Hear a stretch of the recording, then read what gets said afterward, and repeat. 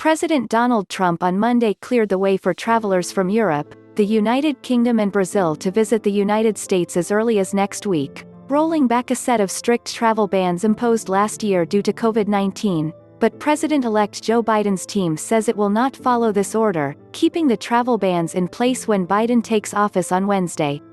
The planned rollbacks reflected a shifting federal strategy. Starting next week, all international airline passengers will be required to show negative COVID-19 tests or prove that they've recovered from the virus before they are allowed to board a plane bound for an American airport, U.S. officials announced last Tuesday.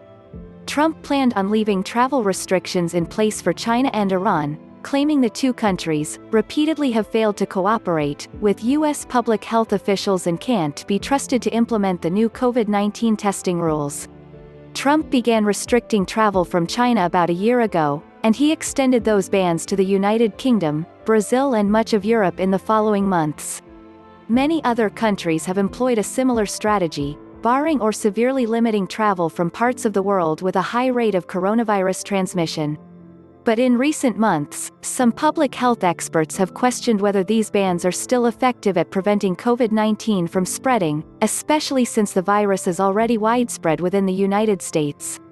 Despite relaxed rules for air travel, the United States' northern and southern borders will remain closed to most non-essential land travel until at least late February, federal officials announced last week. The United States, Canada and Mexico first introduced heavy border restrictions last March, and Canadian Prime Minister Justin Trudeau said last month he expects to keep the border closed until the entire world gets the pandemic under control. Exclusive: Trump lifting COVID-19 travel restrictions on Europe, UK, Brazil. Sources: Reuters. CDC will require travelers to test negative for coronavirus before flying into U.S. from abroad. Forbes.